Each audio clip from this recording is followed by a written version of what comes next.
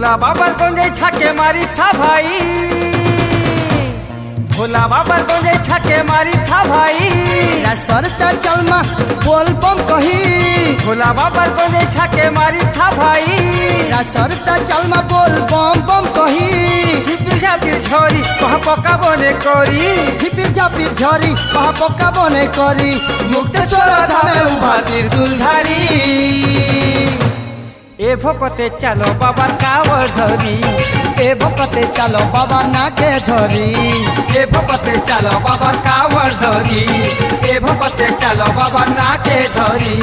रास्ता चलमा बोल बम कही, भोला बाबा गंजे छके मारी था भाई। रास्ता चलमा बोल बम कही, भोला बाबा गंजे छके मारी था भाई। झिपिर झापिर झरी कहा पका बने करी, झिपिर झापिर झरी पहा पका बने करी। मुक्तेश्वर धामे उभा त्रिशूल धारी। ए भोकते चलो बाबा कावर धरी, ए भोकते चलो बाबा नाके धरी। ए भोकते चलो बाबा कावर धरी, ए भोकते चलो बाबा नाके धरी। बोल बम बोल बम बोल बम, साइड बम साइड बम साइड बम।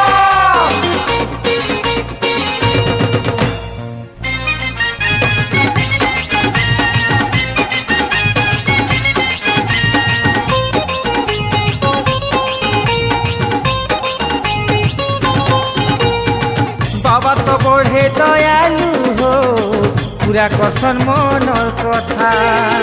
ताकर सेवा कले थरे हो, नाई गड़े पापर कटा।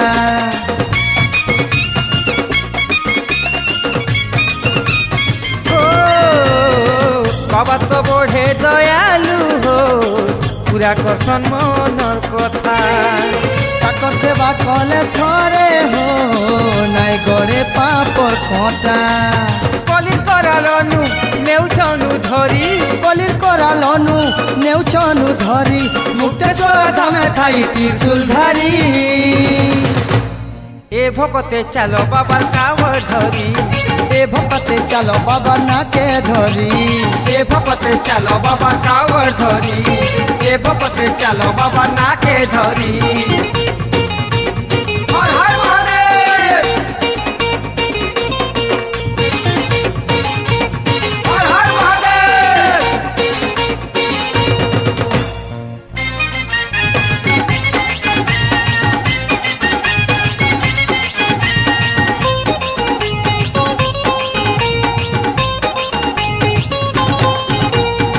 भावे भावे से तो भोला हो, पी करी भांगर पोना।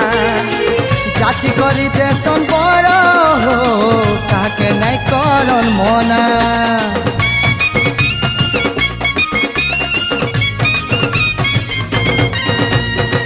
भावे भावे से तो भोला हो, पी करी भांगर पोना।